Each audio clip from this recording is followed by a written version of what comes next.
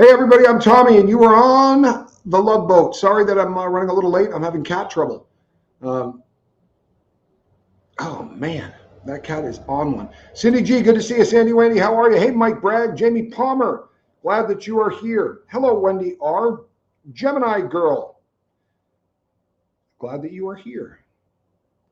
Yeah, I'm really glad that all of you are here. So here's the deal. Rock Bandy, I'm glad that you are here. Wes Lightburn, what's happening? So this is one of those shows where I'm probably going to be saying a lot of things that people already know. Hello, Armine. There's a lot that's going to be discussed here that you guys have probably heard in the past, but there are two cases currently rolling on the robbery and homicide division of the LAPD.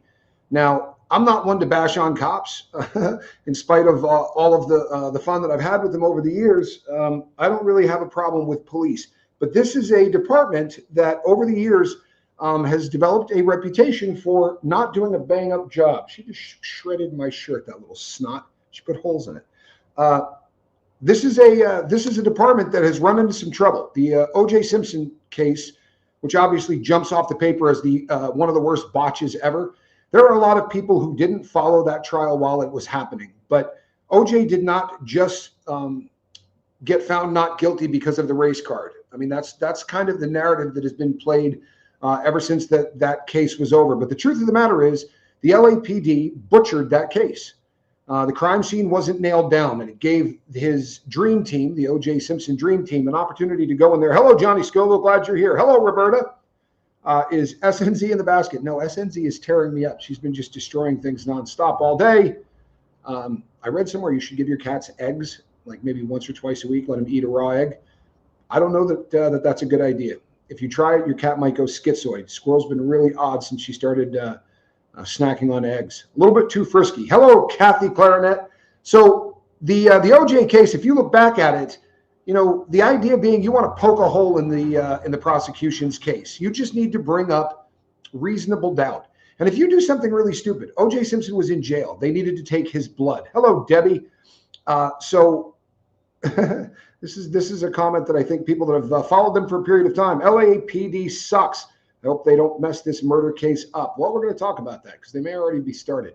But they took O.J. Simpson's blood, and it had to get taken from there to the lab. That's kind of how it works, right?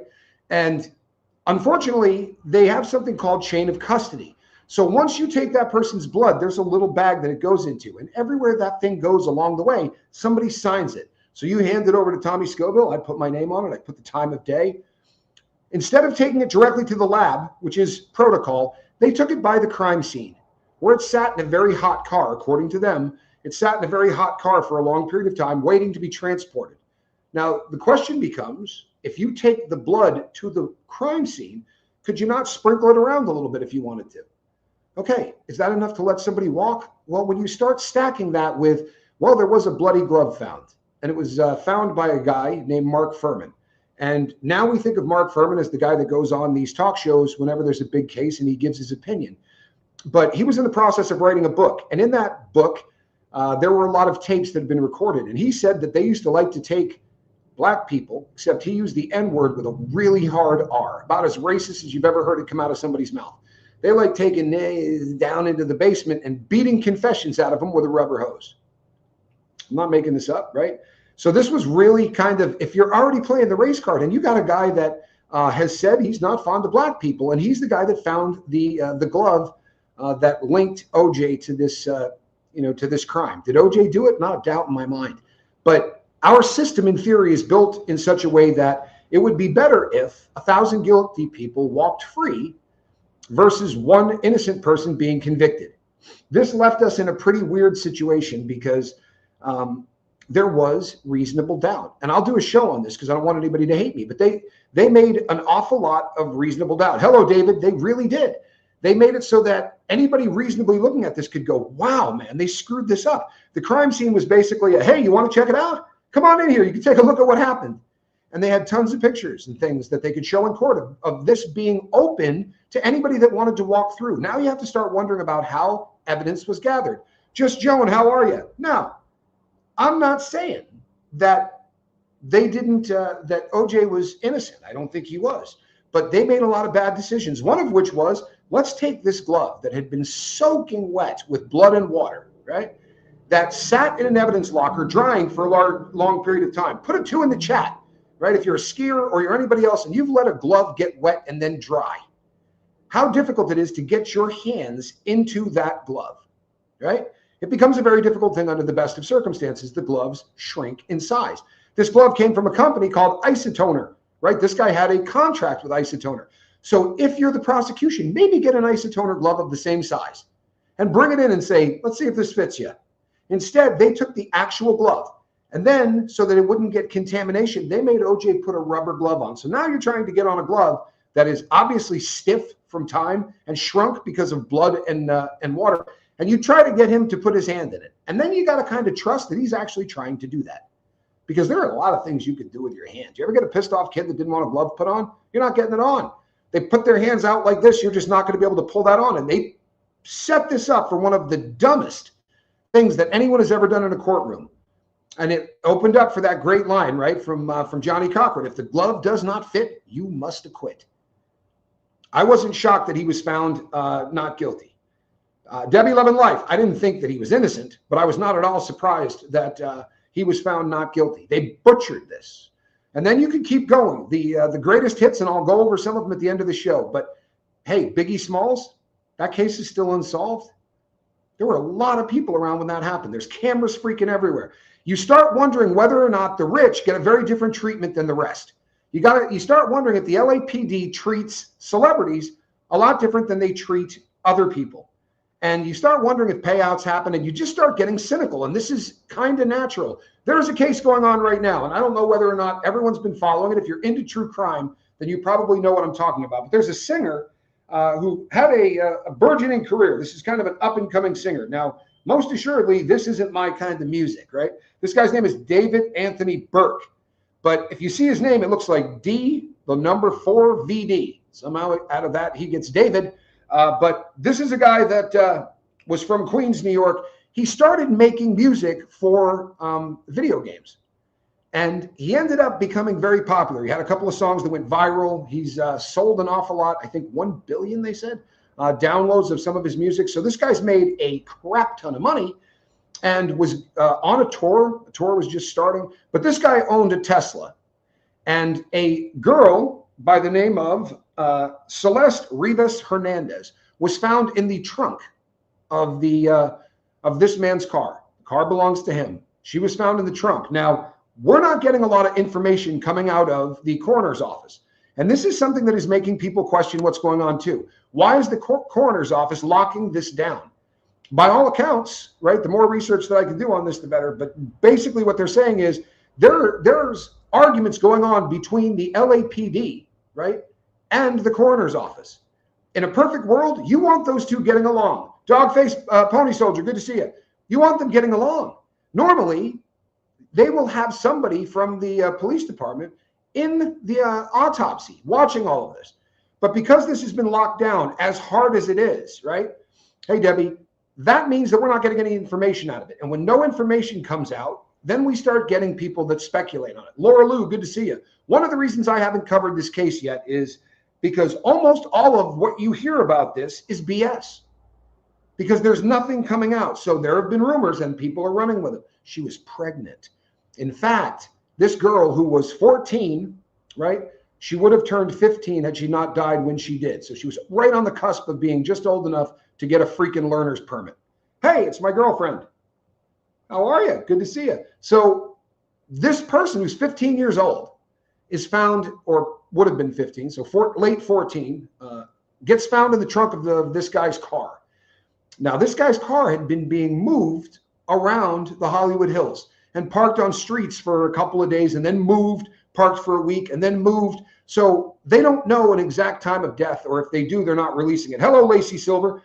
But his road manager has gone already to talk to a grand jury. He admits that he knew the body was in the car.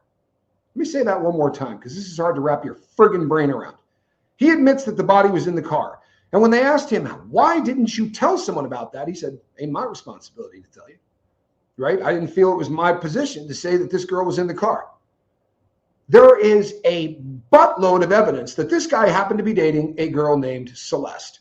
In fact, there is a song. Now, people are saying that this song is definitely about her. There's a lot of people named Celeste on this planet, so that might be a stretch. But he did have an unreleased song by the name Celeste. They shared a tattoo. They both had matching tattoos on one finger. There's a lot tying these two together. However, what has happened to this guy, David, since this happened back in August is he canceled his tour. And he is allegedly working closely to try to help out on this case. But he's free. And I just a little critical thinking. Anybody in the chat, forget me, I have a criminal record. I've been to prison. But if they found this girl in my car, right, do you think I'd be walking around free while they were trying to figure out what was going on? Let alone if there were text messages and he was on a live feed where apparently this girl, her face appeared on it. And during the live feed, he said, hey, make sure you cut that out at the end of this. All this doesn't look good. There's also a teacher at the school where this girl used to go who was recorded talking about the case. And he said she was in my class and she had a boyfriend named David. She had been brought home once last year by the police, dropped back off at her house. And we see some video recently released that came from like a doorbell, like a Ring camera kind of a thing, or a Nest system that saw her at the house. Then she ran away again. And by all accounts, she was running away, allegedly, to go hang out with this up-and-coming rock star. Now, he wasn't 30. He was just over the age of 18. Nevertheless, that's a problem if you're 18 and your girlfriend's 15, about to turn 15. That's a problem. But the rumors coming out, she overdosed on drugs. We don't know any of this. There's nothing to go on yet. And one of the reasons is they're not letting anything out. So we've heard that she's been decapitated. There's been rumors that she was frozen when they found her in the car because of how wet her fingers are compared to the rest of the body. They thought perhaps she had been frozen. Who's they? There's nothing true to any of this stuff. But people are running with it because this is a rugged case. There are people who are going, you know, a girl wouldn't fit inside one of those frunks. If you're familiar with electronic vehicles, they're not built like regular cars with engines and such. So there is a front trunk, very much like a Porsche would have, right? Or any mid-engine car would have. There isn't a lot of room. Where is he? Lacey Silver asks. Currently, he's still in California, right? This happened in the Hollywood Hills, but he stopped renting the house he was at. The LAPD, wizards at what they do, served a search warrant on that house and went in there to look for evidence. Evidence that he may have been with this girl, Celeste, at one time. Evidence that maybe she had been in the house at one time. Allegedly, in the house, in a box, unopened, was something called Mr. Burn. Mr. Burn is a burn box that you can buy. This is a like a steel cage, sort of square in size, weighs about 65 pounds with nothing in it. This thing can heat up to 1600 degrees, right? It's got some propane or whatever. This thing will go up to 1600 degrees. This is an incinerator that people will buy if they own a farm. Because if you have to have a burn pile or whatever, this is a way to do it really quick without the risk of things blowing all over the place and starting a forest fire. Not that rare. Also in the house were some tools that you would also find on a farm, like some very rugged shovels and some things of that nature. It looks like to a lot of people that this would be a device you could burn a body in. Say a body you had been keeping in the trunk of a car until you figured out a way to get rid of it that no one was going to find it. So this thing gets ordered under an alias. Now, the guy's name is David Anthony Burke. I think if you ask the average fan, D4vd, right? They just call him David. I mean, you need an alias? You are an alias. But it wasn't sent there under his name, which is maybe odd. But the manager said this was going to be for a video, right? This is what's being alleged. Then why'd you mail it to a house in the Hollywood Hills with shovels and all of that stuff?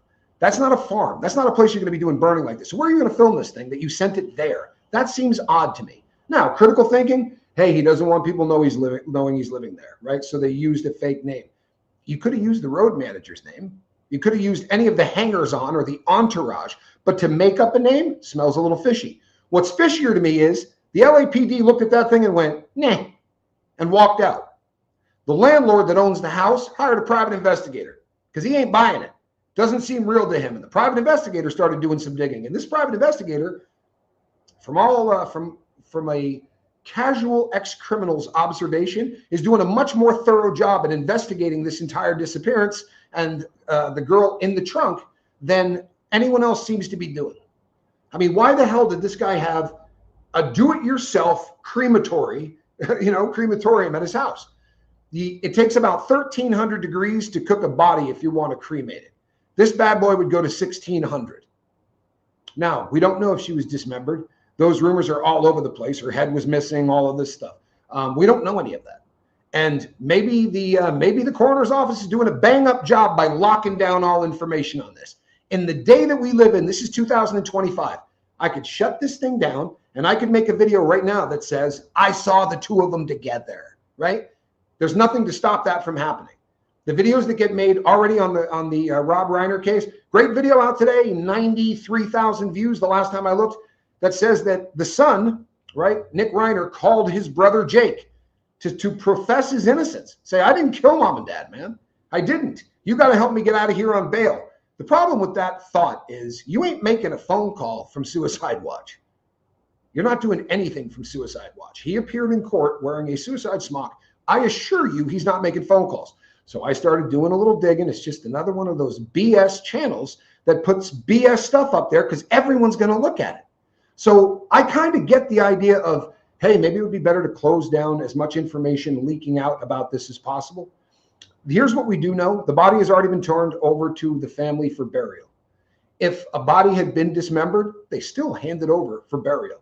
Very often, they'll try to put it back together, to put it in some kind of semblance so that it looks something like a human. What they will do, though, is they will keep parts of the body, like where the bones had been cut, so that at a later date, if they find a tool, like a saw or a hacksaw or a buzzsaw or whatever they think might have done the dismembering, they'll have something that they can compare to the blade to see whether or not that was the weapon of choice.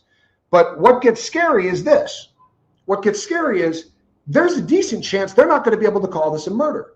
Like, I don't know if this has occurred to a lot of people, but they may not be able to call this a murder. If the body is so decomposed by the time you get it, this is the kind of crime where they can say, well, the guy can make up any story he wants. Hey, she overdosed. I panicked my ass off. I shoved her into the trunk, but I didn't do anything wrong. It wasn't like I killed her. And if they can't determine a cause of death because of how long the body has been decomposing in this jackass's trunk, well, so what are you going to get? Manslaughter, tops? The fact that she was an underage girl who was allegedly this guy's girlfriend, I mean, there should be a whole litany of crimes that you can charge this cat with, right? By all accounts, she had a lousy family life. She had run away a bunch of times. But allegedly, right, and I got this, this came from a source that at the moment I trust more than I trust the LAPD. They said that there was a text from one of her devices, right, to this cat's group of people that said, I'm 11 years old, I'm your biggest fan, and I'm trying to get to your concert. And the response was, well, then let's make that happen. This dude is really popular with very young kids because of the kind of music that he makes, because he's the soundtrack to these video games and these it's not our kind of music, right? We're all old people. But to young kids, this guy was everything. And this is terrifying. What's more terrifying is the guy that owns the car that the girl was found in is not in jail. The guy that says, I knew the body was in the car and I didn't think it was my responsibility to call you people and tell you about it, is not in jail. So I don't have a lot of faith in the LAPD. Just keeping it real, I don't. They don't seem to solve a lot of cases. There's a lot of open cases. If you start going, look, Black Dahlia, we could go all the way back to 1947, right? 22-year-old waitress found mutilated, bisected, and drained of blood in Leimert Park. Over 50 false confessions and numerous suspects, but LAPD's poor evidence handling left it unsolved despite ongoing theories. Bugsy Siegel, you guys remember the movie Bugsy? Okay, they don't know who killed Bugsy Siegel. That happened in 1947. Another really good one, the Krista Helms, 1977. Aspiring actress stabbed and beaten outside her agent's West Hollywood home. Outside her agent's home, okay. Her sex diary implicated many huge Hollywood figures. No arrests were made, despite all of the evidence that kind of showed there were a lot of people that wanted this girl to shut up. Yeah, no arrest. Wonderland Murders. You guys remember this? They made a movie about it. John Holmes, a guy with an unbelievably well-endowed sense of manhood, so to speak. 4 people, including porn actor John Holmes' associate, bludgeoned in Laurel County home during a drug-related robbery. Holmes was acquitted. The main suspect, Eddie Nash, was tried twice, but not convicted. By all accounts, there was a grip of evidence in that case. This is not a department with a great history. Christopher Wallace, 1997, a little bit more recent. Rapper killed in a drive-by shooting outside Peterson Automotive Museum party in mid-Wilshire, linked to East-West rap feud and alleged LAPD corruption. You start looking at this, and you start realizing that there were cops that handled this case that, these are allegations, but these cops were on payrolls of bad people, right? Allegedly, some of the gangs out there were sliding these guys cash. So now we find ourselves with this other, sort of famous guy, this David cat, who's got a 15-year-old girl, or she would have been 15 had they not killed her. Somebody did. She ended up in a trunk. I'm not saying it was him. He did, however, end up in his Tesla. Now, I'll tell you something else that kind of bums me out a little bit. I don't know how much you know about Teslas, but a Tesla is less a car than it is a wicked fast go-kart with the gnarliest computer system on earth on board. So if you pull that computer system, they'll tell you where that car went every single time it went there.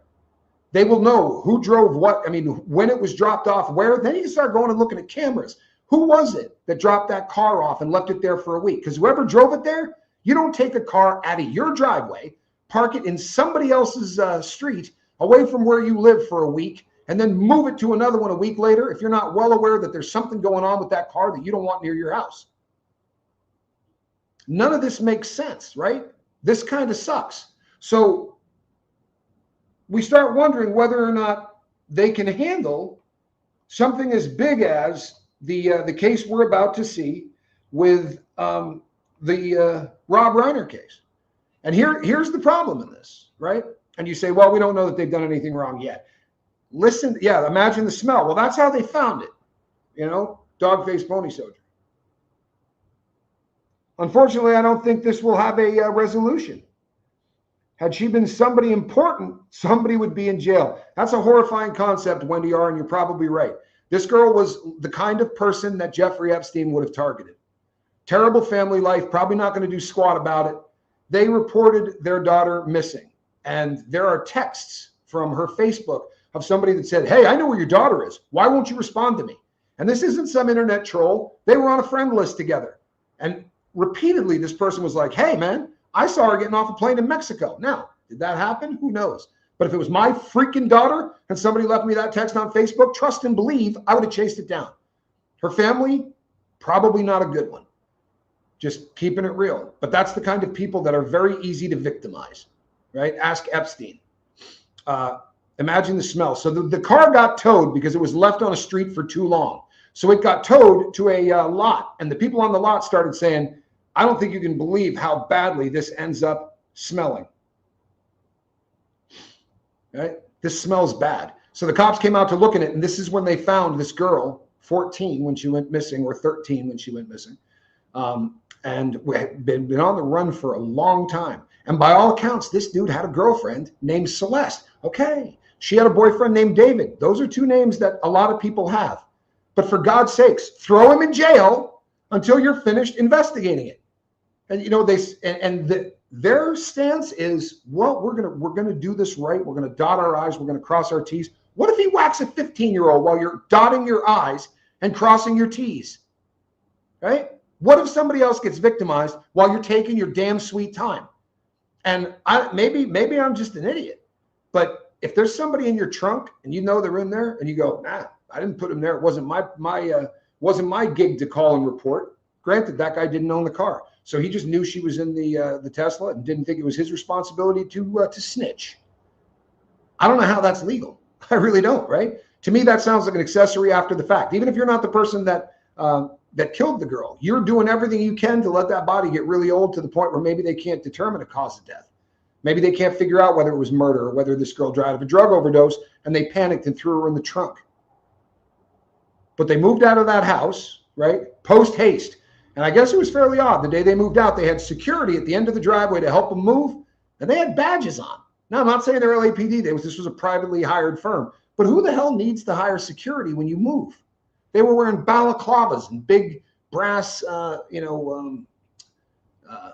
like badges, basically. No, didn't need these stinking badges. So this makes you wonder. So this is the robbery homicide division, the people that brought you O.J. Simpson, right? The people that didn't solve Biggie.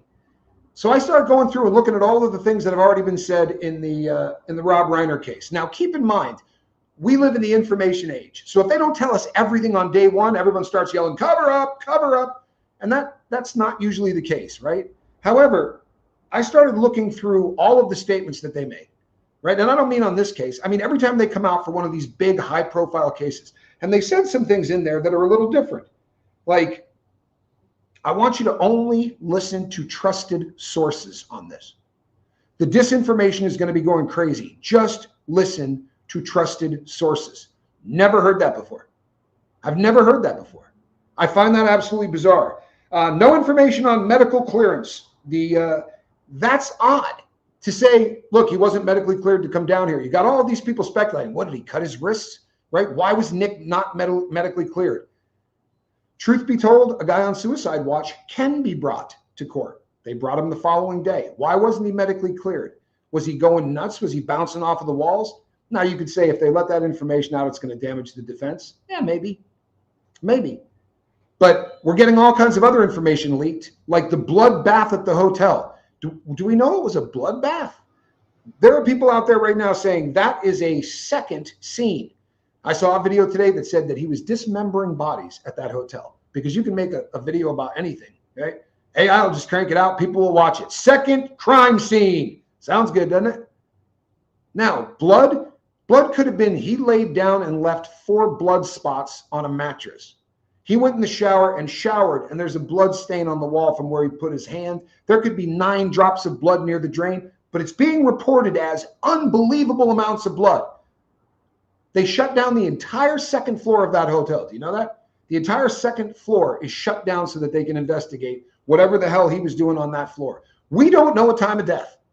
That's not going to taint the case. Why is it that we have no idea when this guy killed his parents? So they said rigor mortis was setting in. So you're looking at 2 to 6 hours, right? But again, that's misleading, because if it's an expert there, they're going to check the right arm first. I don't know if you know this, but they'll start checking the right arm first to look for rigor, and it could start to stiff up. They'll say rigor has begun to set in, or were they stiff as a board? Because these two things are very different. But we're now seeing video of him walking around at different times. And when I brought this case up, we started talking about what was going to happen with Alan Jackson, right? What's Alan Jackson going to do? And people are saying he's probably going to go for not guilty by reason of insanity. I got to explain this one more time for everybody. Not guilty by reason of insanity means you didn't know what you did was wrong. The rest of it, you could be bat crap crazy, right? Look at Jeffrey Dahmer. He was cooking up men's junk and eating it, right? That's crazy. I mean, put a 2 in the chat if that sounds crazy to you. But that's not good enough. Because the definition of crazy and not being guilty by reason of insanity, they're different things. Not guilty by reason of insanity means you had no idea what you did was wrong. It has been leaked that they were searching like mad at that hotel looking for a weapon. Now, is that true or not? Who knows? At least the sources that are coming out with this are not AI. But they said they were looking through trash, dumpsters. They were trying to find a weapon. If you take the weapon with you, you know what you did was wrong. You'd like to hide the weapon. If you decide to go 15 miles away from where you committed the murder to clean up in the shower, chances are you know what you did was wrong. But there's a lot of film of him walking around looking like the calmest dude you've ever seen. And depending on when his parents were killed, that changes, right? That timeline. But the whole world's watching this garbage. The whole world is tuning into YouTube to hear people say stuff that there's no basis in truth to. And they're going to pick 12 jurors out of that crew. You think if you live in LA, you're not following this case a little bit tougher than some of the people around the US are? For real.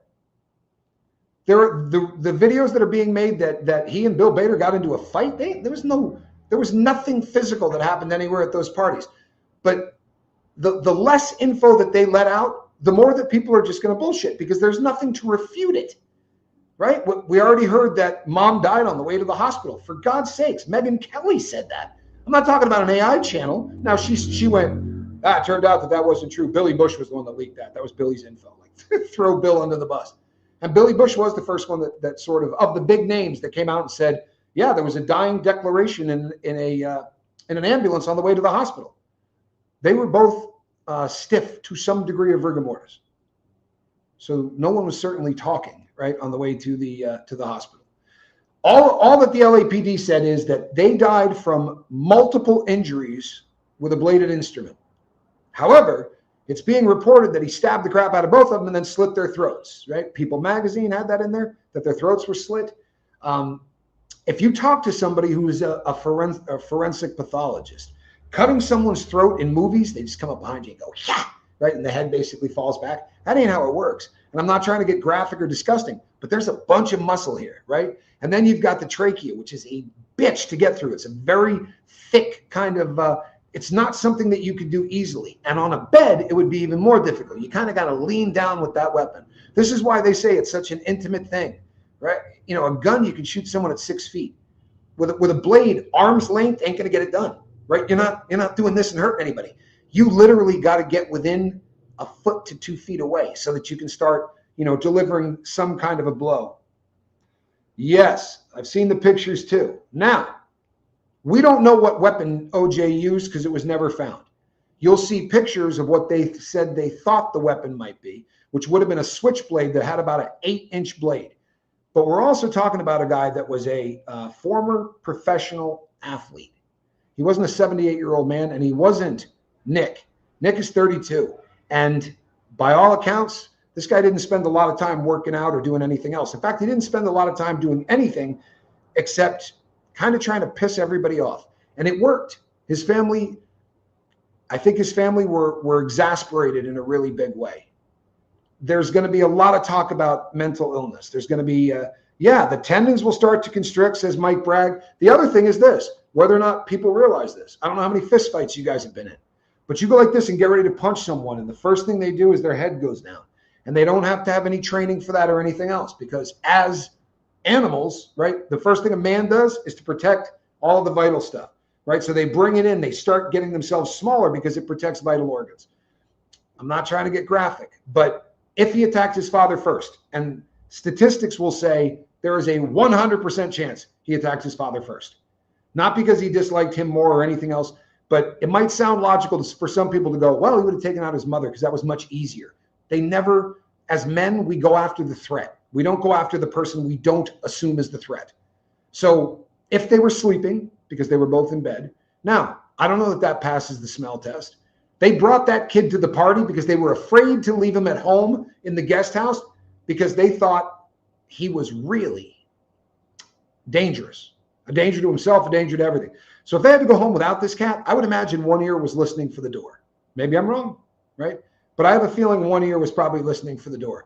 But if he came in and attacked his father, then mom woke up. And very often when a blade comes out, people will get in the fetal position. And again, it's just going to protect all your organs. You bring your knees up to your chest, you bring your head down, you're making yourself the smallest package possible because subconsciously you're keeping all of those organs kind of pulled in. And 100 out of 100 times, hands are going to go up, right? You see somebody coming down at you with anything and your hands go up. So defensive wounds, we don't know any of this shit. Nothing is being let out. And I don't think that those are the kind of leaks. Those wouldn't be the kind of information that's going to jeopardize a trial. But by not putting it out, they start looking like ass clowns. And people start looking for things that don't make any sense. I don't know crime scene stuff. I really don't. But it seems to me that the way the first press conference, people absolutely went to town about that. They said that was so unprofessional, the way that was handled. That guy came out, he didn't have any information to give. I mean, look, everybody on earth carries one of these things in their pocket, right? So if you got this in your pocket, they don't want the kid hearing that he's a suspect. I don't think that was a mistake on their part. I think he was kind of trying to hold this as close to the vest as possible, right? He's trying to keep that as close to the vest as possible. But people are now looking, and people are now looking for conspiracies. People are now looking for the craziest crap in the world. Somebody asked me a question today in the chat. Did Rob Reiner really say that the guy that took a shot at President Trump, boy, I wish he was a better aim? Never happened. That was never said. Rob Reiner was actually very classy through all of that. The Charlie Kirk thing, he said that Political violence is never all right. Whether or not I agreed with the guy's politics, that should never happen. I read all of the quotes today. You may not agree with the guy's politics. I didn't always agree with the guy's politics, but he took the high road. He wasn't the guy that, now, did he say some stuff that was abrasive? He did, but never after somebody got whacked. And the people that are saying that are the people I was talking about last night that are trying to turn this into a Republican or a Democrat issue, which is absolutely offensive to me at every level. It really is. But the less info that they give us, the more people are going to run with bullshit. And here's the problem with bullshit, especially on YouTube. So I saw this video about his brother calling from, Nick called his brother from jail, his brother Jake. Never happened. Never happened. But 70 plus, 78, something like that, 1,000 people already saw this. What if that's the only video they look at? Or what if that's the only channel they go back to? They go, that one had some great information. And they go back there tomorrow for the next piece of bullshit. Because it's the same channel that says there was a dying declaration in the ambulance. They're not fixing any of this stuff. So you've got all of these people walking around with absolute BS who will say to you, I heard it. It's true. I saw it. And you know what? It's way more professional looking video than the one I'm doing. Right? I come live and talk to you. These people got, things popping in and out, and they got effects and they got sounds. And this is a dangerous time for misinformation. So what's the answer? The answer is don't tell anybody anything. Shut it down. Let no information out, because that'll keep us, not thinking about a conspiracy theory. Do you know the number of people that are running with the story that the reason this kid did it is because his father was molesting him? And you know how they know that? Because he was on the flight list for Jeffrey Epstein. The two of those guys were like this. Baloney. No. I've read every one of those manifests, all those flight logs. They just did another info dump of Epstein stuff. This was not a guy that had any association with Epstein. And listen up carefully on this one. Because somebody was on Epstein's airplane doesn't mean they were on there with Epstein. If you're a spy, if your job is to build relationships with people who hopefully you can put in a room with a 13-year-old girl later and get video of, you don't start by walking up and going, hey, man, I got a 13-year-old girl. You ought to check her out. In fact, I got a whole book full of them. You want to look at it? You start off by going to big festivals for all kinds of stuff where really rich people gather. And you walk around and you ear hustle. You know what that word is? It's a prison term. You ear hustle. You listen to everything that people are saying. And you hear somebody go, no, I'd love to, but I got to get to the airport. I got a plane ride home. It's a Delta flight takes off. And you go, hey, you know what? I'm staying here for like 4 days. And I got to pay. My pilot has to go back anyway. You want to get on my jet, you can do it. Cost you nothing. There's nobody on it. You can ride on it for free. He did that with a lot of people. There were a lot of times, and everybody goes, Lolita Express. That guy didn't have one airplane. It was the Lolita Air Force.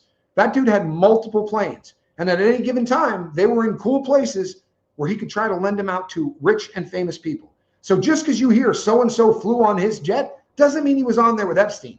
Doesn't mean he was on there with girls. What they were hoping for, in my humble opinion, and this is opinion, they're recording those, everything that was said on those. They're hoping they're going to hear some dirt. Because if you let a guy on your jet and you get him 9 drinks, maybe he starts talking. Maybe he says something that no one should know. And I don't mean they're going to blackmail you with that, but it's going to be a foot in the door. If the guy says something like, even if it's not wrong, if he goes, yeah, I would never go to one of those concerts. What, they're playing classical music? I hate that crap. I'm a heavy metal guy. Well, there's your in, isn't it? The next really great heavy metal show to come in, you say, hey, you know what? I heard a rumor somewhere that you're big into heavy metal. I got 5 front row seats and backstage passes. And when you got a budget put up by a couple of large countries whose names I won't mention, that's the kind of stuff that people do. But Rob Reiner wasn't on any of those jets. Nowhere, anywhere can you find that. But people are running with it. And they say it's a Menendez case. It's just like that. And that's what Alan Jackson is going to do. He's going to do this Menendez defense. This kid was molested. Once again, people, common sense says, if you got a kid that's being molested, you probably don't have the balls to send him to a rehab where they're going to sit one-on-one in a room with him and say, tell me what's going on from your childhood that's making you do dope. And I don't care Hollywood, anything. There are laws that are fairly bulletproof. If the kid says, my dad molested me, they're going to go, hold on a second. They're going to pick up a phone because it's the end of your career if you don't. If a child was molested, if a child was injured, if a child is going to be injured, anything along those lines, that confidentiality just stopped. By law, you have to report this. If you don't, you're looking at felonies. I don't think dad would have had the balls to send him to 20 of them. Maybe I'm crazy. And by all accounts, everybody says this guy was a really good dad when he was around, right? His kids loved him. There are also some people, there's a photographer named Markowitz who actually stayed at the house. And he said they eat dinner as a family, and Nick would come to dinner. He would actually hang out. He'd wash dishes afterwards. He said the kid looked happy as hell to him. That shouldn't be a shocker to anybody. It really shouldn't. If we just take away the mental illness thing, yeah, we need to wait for more information is absolutely right. If you take away the dual diagnosis, if you take away the mental illness and you just stick with drugs, you catch somebody when they're hopped up, right? You catch somebody when they're good and gassed up, they're usually fairly happy, right? Drug addicts tend to not be happy when they're not on drugs. And there's a lot being made. I heard a video today with a psychiatrist who said, well, his family loved him, but he didn't love anything more than he loved drugs. If you believe drug addicts love the drug they're on, you should probably read a few books. I promise you, they don't do drugs because they love the drug. They do drugs because they hate their life, right? They do drugs because they hate their life. Where they're at right now is so painful that sticking a needle in their arm will take that pain away for 8 hours. Putting a straw up their nose and snorting $300 worth of blow a day will take that pain away for a while. There's also a bunch of people speculating. There are stories coming out that his brother and sister are paying for Alan Jackson. There's no proof of that anywhere. I think, and this is just my theory, but I think Alan Jackson is taking this because Alan Jackson is one of the best attorneys in America, and this is the kind of case that will propel you into an entirely different stratosphere when it comes to how much money you can charge. If you look at the Karen Reed case, her defense over the 2 trials was north of $10 million. Now, he cut her a deal. He said, I'm going to do this, and I'm going to do it for X amount of money taken off of the top of this, right? Lawyers do stuff pro bono all the time because it benefits them. It absolutely benefits them. And very often you can write that crap off against taxes, right? You say, I took the case for free, right? Most lawyers have to do a certain number of pro bonos every year anyway. But we're jumping to conclusions. And if the conclusions that people are jumping to are Rob Reiner was a child molester, we're effed up. We're really, really messed up. And I don't think that there's a damn thing wrong with speculating. But if your speculation is based on some hatred that you already have inside you because he voted for the wrong candidate, because this is going on. I'm not on Facebook. I deleted it because it's a friggin' cesspool. But I will go and look at what's trending. And the funny thing is, if you start to look at the people that are saying this stuff, you can look at everything else that they hit like. You know, what do they follow? Who are they into? And it's not like you're hearing someone say, this guy, I mean, his family was messed up. The kid was transitioning into being a woman and all of this stuff. Oh, go figure. He didn't vote for Biden. It's going down ideological lines. And this is happening with everything, right? The Bondi shooting. Well, if gun control hadn't taken over, can't we just say evil sucks? Can't we just go, God, my heart goes out to the people of Sydney, Australia, and to the Jewish community there, right, that are now walking around in fear. Everything doesn't have to be political. There's something really jacked about that. But I'll be honest with you, I have zero faith in the LAPD. And if we don't sort of watch what's going on with them, the timeline gaps are terrifying to me. They really are. This is a frightening. What happened to that big chunk of time? We don't know anything yet about when this happened, but it seems to me that it's kind of being reported that this happened the day after that party. But he checked into the hotel in the middle of the night. So he would have had to whack him close to midnight. Here's why all of this is scary. Because even if this kid did it, if the LAPD botches this shit the way they botched OJ, this kid could walk. And not because he didn't do it, but because if you do such a bad job of your investigation, right? If you don't gather evidence in the right way, if you allow crime scenes to have people running in and out of them, and people can document that, a good attorney is just that. If you can't win the case, attack the cops. Attack how bad a job they did gathering this evidence, so that you can say to the jury, yeah, I mean, there's stuff all over the place with this kid's blood on it. But can you trust the way that they gather this evidence? They're not going to be able to say, look what they did in OJ. right? There's a thing in court. A probative value, right, is how much this is actually going to help versus how bad it's going to make somebody look. That would taint the jury in a really big way. That's prejudicial. They're not going to let a lawyer say, well, the LAPD has sucked for a really long time. And after the Rampart scandal, which was supposed to be a gang interdiction, they were supposed to be going out and looking for gang members. What they were doing was running roughshod over anybody that had really dark skin. And the number of cases that had to get overturned and the number of people that had to be let out of prison, but we forget it overnight because you weren't sitting in prison, right? Your family didn't get broken up because, they came and grabbed the kid that wasn't even a gangbanger and convicted him. We all forgot that Mark Furman said he was taking N-words into the basement and beating confessions out of him with a hose. Now it's just kind of cool to see him when he comes on and says, well, from all of my experience as a cop, man, go away. For real. Can people change? Yeah, but maybe we shouldn't be listening to what they say if they were the reason, right, that whole Rampart scandal was the way it was. If they're that freaking awful of a human being that they want to beat black dudes and then brag about it for a book, maybe this guy shouldn't be a talking head on your channel or on your station. The problem that we're in right now is that this is a group with a bad reputation. And just looking at what they're doing now, that press conference scared the crap out of me, right? Because they said stuff like, they talked about the charges and the evidence. They said the death penalty is on the table, right? They're not taking it off the table. Nothing definitive there. We'll think about it later. But the way they talked about, they said this is heart-wrenching, that the violence was unbelievable. Normally at these press conferences, they will give you a little bit something more to go on. Right? Is it horrible just because it's the parents? Because what we're running with now in our head is the Tate LaBianca crime scene, right? Helter-skelter on the walls in blood. And this is the kind of shit people are running with.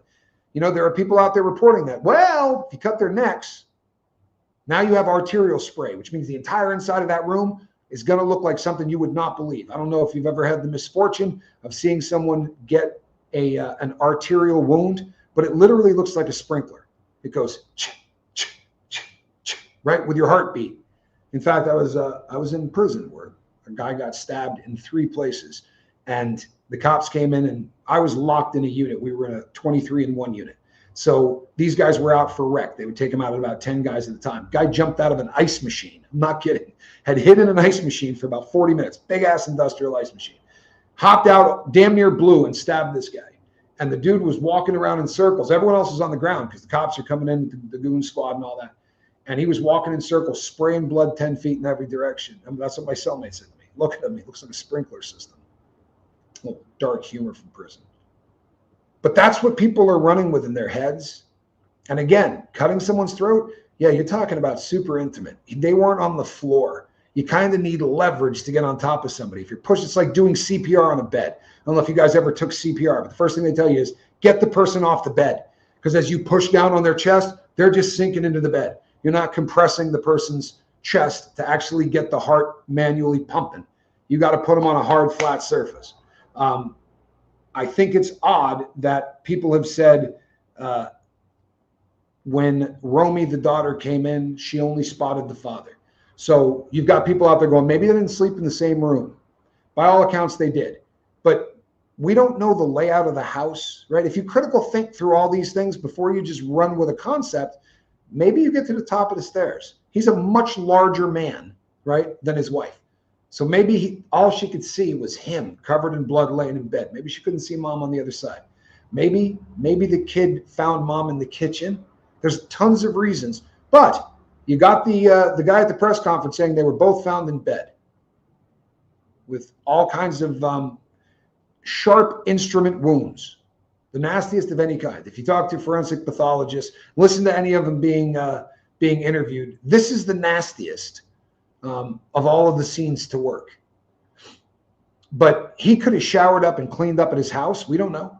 He could have cleaned up before he left, because when he got to the hotel, allegedly, the people at the front desk said he looked like he was tweaking, but I didn't see any blood on him. But even if you're in that kind of a crime scene and you go into the bathroom and you wash your hands and everything else, if you got blood in your hair, you know how easy it is to have blood in your hair and not see it. But you go take a shower and start rinsing all of that off, and some of it isn't going to go down. And in crime scene investigations, they'll pull the drains out of those showers to look for any DNA that might be caught on the inside of the drains, on other people's hairs, like the last guests. So blood all over the place? We don't know that there was blood all over the place. People are running with that. They did say, I mean, it sounds like there was a lot of blood in that hotel room, but maybe he just put fresh clothes on over the whatever he was wearing. Because when he was walking down the street in those videos, when he goes into the gas station, he doesn't look like he just committed a murder, right? His clothes don't look like they're soaked in blood. There's nothing there that's going to make you go, hey, what's up? Rob Reiner didn't have too much blue light. He was a man who expressed his free will opinion. That may not be what you liked, but it was his way of expressing his mind and his heart. No more, no less. Well, you know what? That's your opinion, Jen, you know, and it's absolutely fine to have. There are people that take offense at things that he said. I'm not pissed at them. I just think that after someone's dead, if you got an opinion like that, maybe keep it to yourself. If he was alive right now and we were talking about him, I'd be talking about him differently. I would. But this isn't how anything gets solved. And this is a horrendous thing to watch happen. And to know that the last things that you saw in your life might have been your soulmate getting murdered by your son is beyond any kind of horrid that I can wrap my brain around. And I've been in some ugly ass places in my life. I've seen some nasty and disgusting people in my life. But I've said it before, and I probably will say it until this thing is over. The tweet that came out of the White House wasn't a tweet. It was on Truth Social. It was disgusting. And Rob Reiner didn't agree with much that the president said. But when they took a shot at the president, what he said is political violence is never okay. Whether I agree with the guy or not, that's not how you solve things. Classy, right? Nothing wrong with that. If Trump had just said, I didn't agree with much that this guy said politically, but boy, he made a lot of movies that really made Americans happy. TV shows. He was super, super well respected. And he was a family guy. And what happened is horrible. My thoughts and prayers are with his family. Wouldn't have been that hard. It would have been even classier to just say, what a loss for America. The guy was a national treasure. My thoughts and prayers are with his family. That would have been good. And you know what? It's tact, right? It's tact. It's class. Sometimes class means saying something when you'd really like to say something else. Sadly, we live in a world today where no one seems to get in trouble for what they say. You can come out with a video today, say whatever the hell you want. And tomorrow, at the very end of the video, when I got 3 minutes left, I can go, hey, I was wrong about everything I said yesterday. Sorry, won't happen again. Because I'm not going to be in trouble for anything I say on here. And you know what? If anyone on planet Earth knows that, it's me. I've been called everything but a content creator. In the last year and a half, I've been called everything but a content creator by any asshole with a camera. And go talk to a lawyer. It's a very difficult thing. Free speech is a beautiful and a sacred thing, and I absolutely love it. It's abused on a daily basis. I don't think it should be taken away, but I think that YouTube is a public square, but not in the sense of the word as the public square used to be. The Village Green used to be the public square. The place in the middle of town where you could go and set up a soapbox, stand on top of it, and legally say anything you want, including racial slurs or hate speech. You can go there and say, I hate Jews, here's why. Nothing makes that illegal. When people say free speech is dead, tell me who's been getting thrown in jail for things that they said.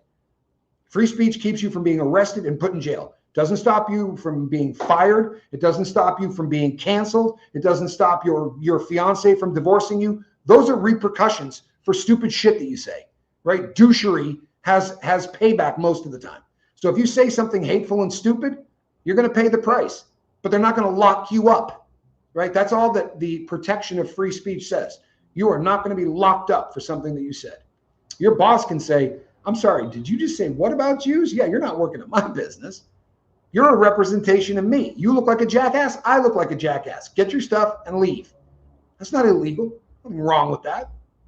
In fact, if we said you have to put up with whatever your employee does, then we're screwing his free speech, his right to his beliefs. You can believe whatever you want. Doesn't mean you're not going to get fired, right?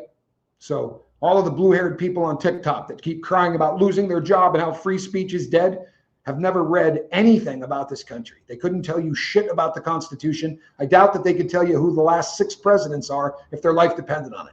with all due respect, low information cats across the board. It's just, every generation this happens, right? Vietnam, my generation, it was divesting out of South Africa.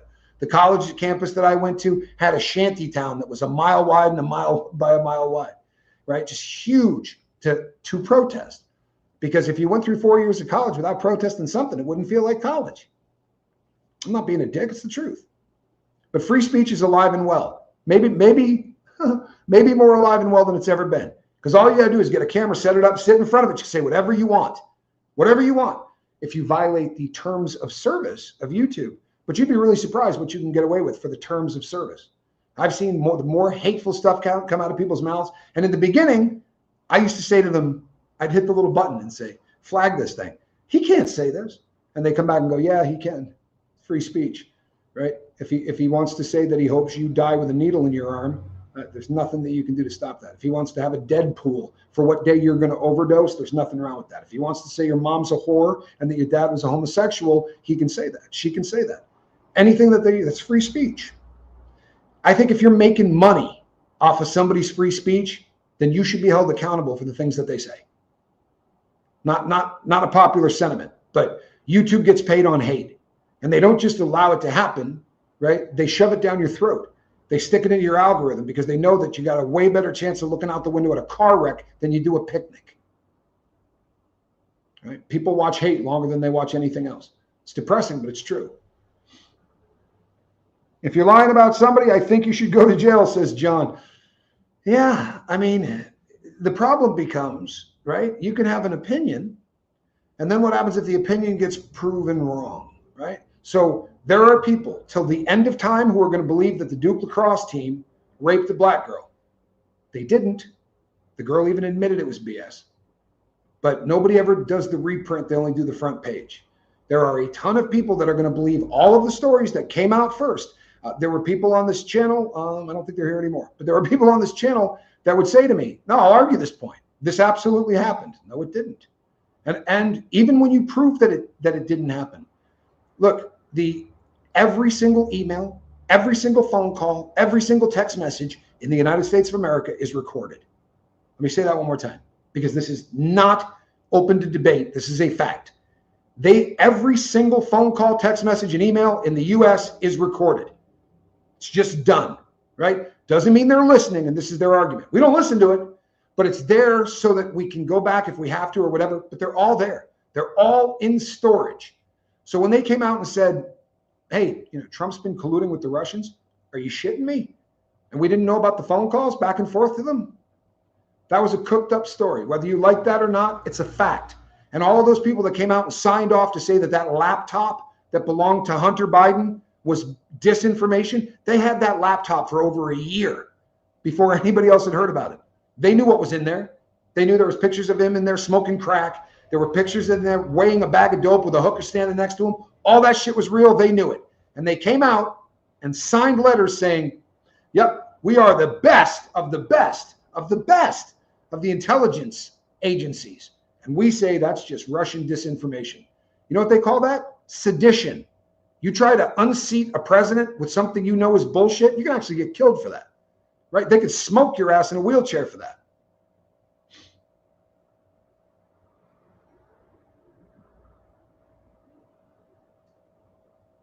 No, Joe, and I can appreciate that, right? It's that whole Voltaire thing. I may disagree with what you say, but I'll defend to the death your right to say it. The problem becomes we never had echo chambers. There might be some magazine or newspaper that wrote exactly what you believed, and you could read that. But now you can go someplace where they're going to give you misinformation, and everybody in the chat is going to go, truth, you're absolutely right. That guy is this person, right? And the concept of a troll, whether that troll is somebody that would shoot somebody, from a rooftop to stop them from speaking what they want to say, or a troll that just decides that they want to destroy a YouTube channel. Heard a good quote today. Trolls live under bridges, right? That creators create. And then they try to charge people money to walk across their bridge. They're parasites. These are people that can't create. They can't come on and talk or do, make videos where they're going to entertain somebody. So they'll find somebody who can, and they'll try to pick off all of the people that I pissed off with something that I said earlier, or somebody that I didn't answer an email to fast enough, or any of those kind of things, right? All of these phenomena are brand new. It's never happened before. Great description of a troll. I agree with you, man. I think it's a fairly decent description of a troll. Johnny Scoble would know. All right? Misinformation costs people money every day, and there's nothing really that can be done about it, right? I don't much care. Honestly, this is why I don't answer emails. This is why I don't communicate with people any other place but right here, right? Because I've seen too many of them go from, man, I'm your biggest fan, and they're still fans, right? Fanatics. You guys aren't fans. You guys are people that are in my comment section. You have conversations back and forth with people, right? It's a very different thing. The word fan comes from the word fanatic, and the people that hate me have never missed a show. In fact, they're going to watch this one 3 times because they're hoping to catch something in the reflection of the television set that's on the other side of the room that's somehow going to become ammunition to try to make me into a piece of shit. Hey, they pay the bills. God bless you, fanatics. Misinformation sells. It does. It absolutely does. You know what? Got jokes, huh? You're the only person in the world that can get a hold of me 24 hours a day. You got no room to talk, woman. No room to talk. And she abuses it constantly. Sends me terrible memes, stupid videos. I'm joking because I did that to her like 60 times to her today. So those press conferences that they've been having that don't really tell you anything are fueling this. They're driving the narrative, and they're giving the opportunity for people to not just put out their truth. There's only one truth. There is only one truth. I don't think that there's, nookie pictures, those I'll take. There's only one truth. You can come out and have opinions. And just, if you say, this is my opinion on this one. In my opinion, I think that there's a decent chance that we're probably going to hear that the threat of him being kicked out of that house and being cut off was more than the kid could handle. That's my theory, right? It's probably not going to be the theory of the defense, for sure. We'll have to see what the prosecution says. That's my theory. And there's nothing wrong with having a theory, but it ain't the truth, right? There's only one truth, and we probably will never get that. But it would be nice if we could get just a little something, right? And to have the prosecutors come out and say, listen, only listen to very respectable and trusted sources. Who the hell would that be? Seriously, somebody throw in the chat. Who is the respectable, trusted source that you think he's talking about? Because I've never heard that said at any press conference by any district attorney or prosecuting attorney in my life. And I didn't trust my own brain to that. I started going back and trying to find AI to find me anything else that's ever been said like that. They gave us no information, but felt the need to tell us that this is going to be a shit show of disinformation, and make sure you only go with the trusted sources. What do you think? TMZ? Right? Who are they selling out to? Who's the trusted source? Because to me, that's a frightening concept.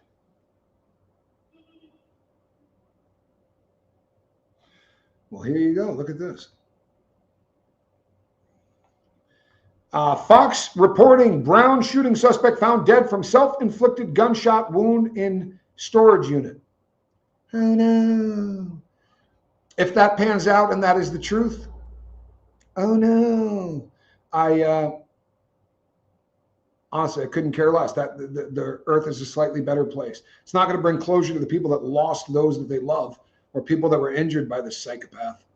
But this is one of those this is another one of those things. And I hate to sound like I live in a tinfoil hat, but anytime something is done really nicely and tied up with a beautiful bow, I have a hard time believing it.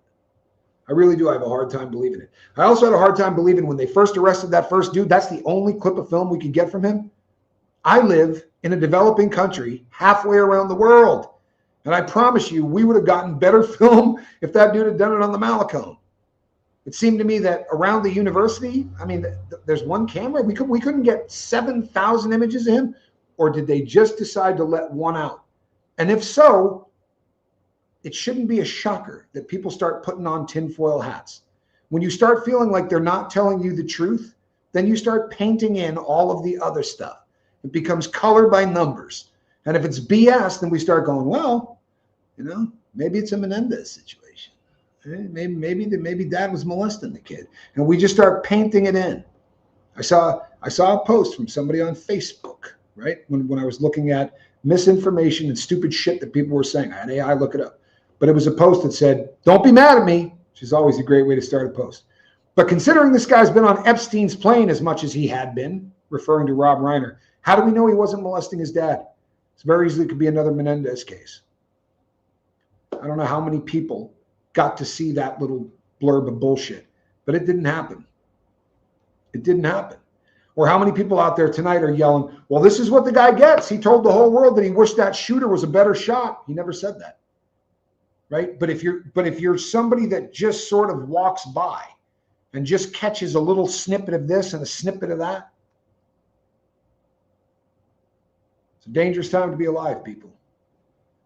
There's whole groups of people ready to tell you exactly whatever you want to hear and tell you you are right. And it's so nice to hear you're right, isn't it? We'd all like to think we're geniuses. So you go to a channel and you say, he was on Epstein's plane, and everybody in the chat goes, yeah, he was. Yeah, he was. That lefty son of a bitch got what he had coming, right? Hollywood chomo. It's not true. But I promise you, there are chats going wild with it tonight. There are. There are chats going wild with 500 people quit the Trump administration because of what he said. 500. Man, that'll put a dent in your administration. Didn't happen. By the way, I chased one of those down today. They had quotes from Republicans that never said those quotes. We are in the disinformation age. If you get on a freaking show and it said there's nobody talking to you, go to the comment section. If one of the first 4 comments says AI bullshit or AI should be removed from YouTube, get away from it. Because that's somebody that did what I did, that took the time to go, wait a second. Did he really call his brother from jail? That's somebody that took the time to chase it down and go, this is just AI BS, right? AI BS. That'd be a good t-shirt.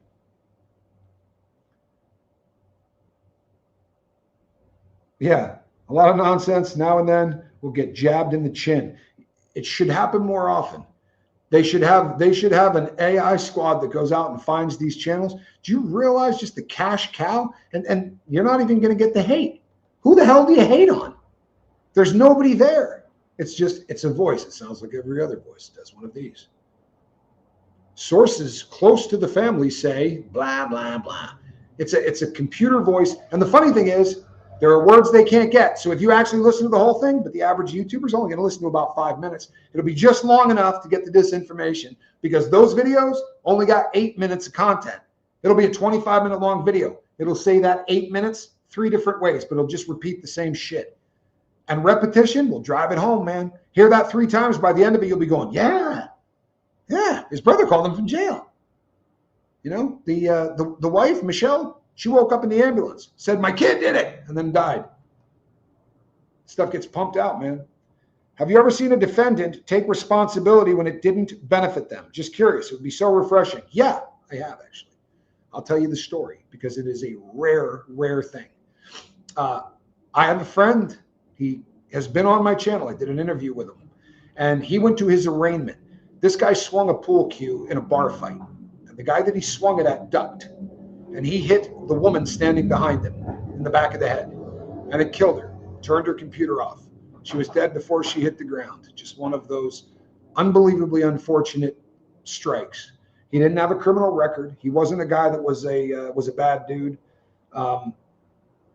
Just one of those freak accidents. I mean, the fight was real, but that isn't who he was trying to hurt. And he was charged with murder 1, premeditated.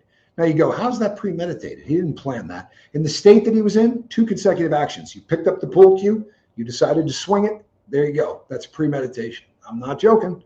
So he went to the arraignment. You don't plead guilty at an arraignment, even if you want to plead guilty.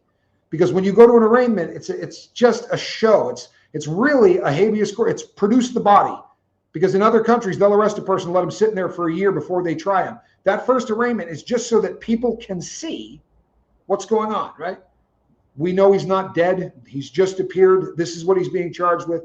And he said to the judge, The judge said, pro forma, we're going to enter a plea of not guilty. He said, no, I'd like to plead guilty. And the judge said, no, you don't. He said, yeah, I do. And she said, I don't think you understand this process. He said, no, it's been explained to me a lot. He said, I did it. I don't need to get a lawyer to try to convince the world I didn't do it.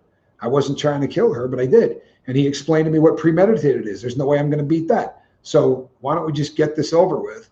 And she gave him 15 to life is what he got for doing that. And he didn't get in trouble. He did his time. He got out. He got lifetime probation. And the governor of the state has recently just removed him from lifetime probation. But he pled guilty at a time when it was not going to benefit him. He could have gotten 25 to life. Based on his age, they gave him 15 to life. Normally, that means about 30 years before you're going to get out, 25 years before you get out. I think he did 24. But he's successful. He's happy. He's a good dude. But it is rare. I promise you it is.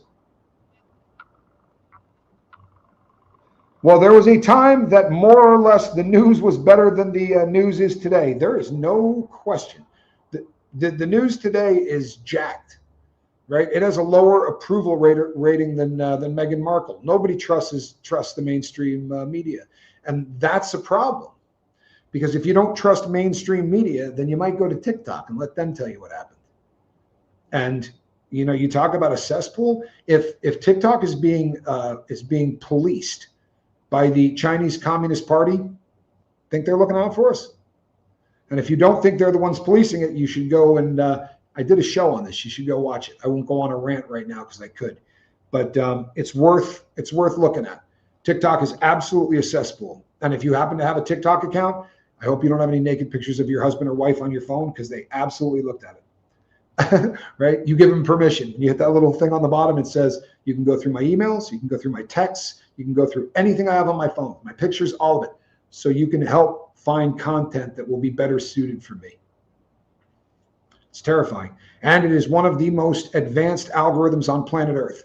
And it's designed to make sure that your kids think you're an asshole, that they don't like the government, and that maybe they have multiple personality disorder, right? Fictive or factive. The number of channels on TikTok that are encouraging kids and telling them that you feel weird at 14, well, that's because you probably have dissociative identity disorder, DID.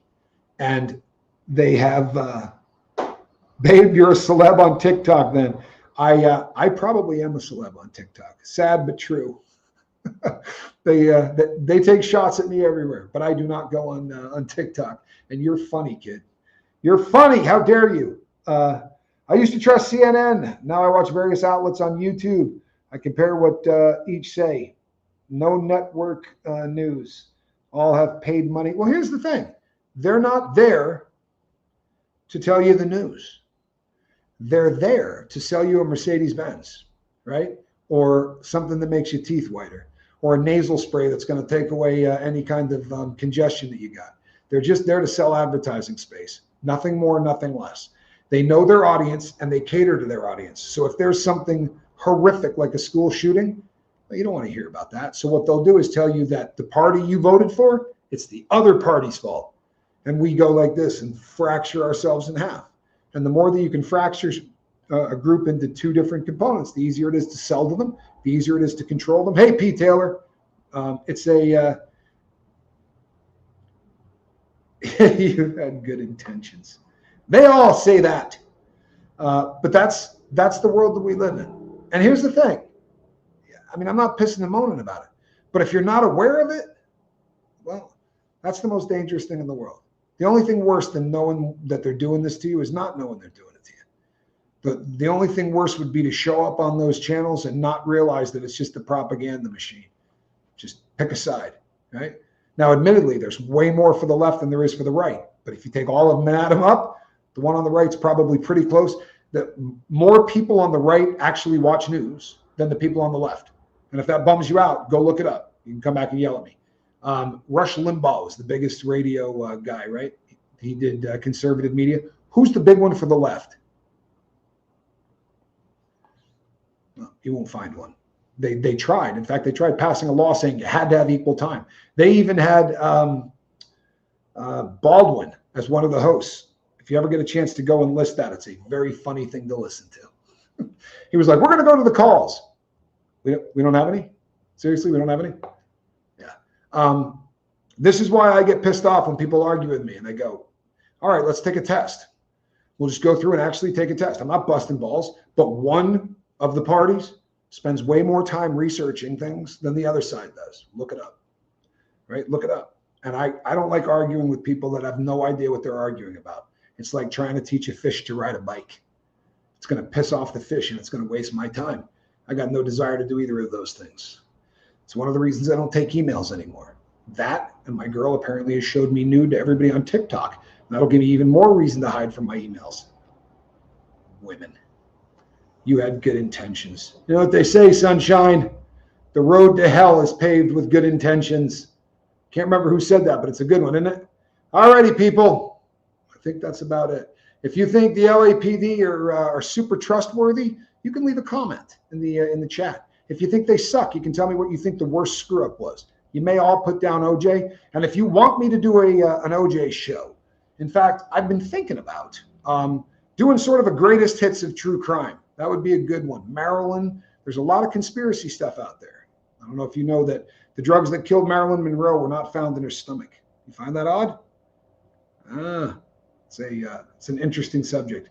But you want me to cover one of those? I probably have studied it already. It would be an easy one to just brush up on. So leave a comment in the comment section. Tell me what it is you want me to cover. And I'd be more than happy to look into it. I'm Tommy. Don't believe anything that you hear. Seriously, just do a little research and check up on anything that somebody tells you. It's probably not such a bad idea, right? Between now and the next time I see you, try to be kind to somebody. I'm Tommy. God bless. We'll see you on the next one. Have a good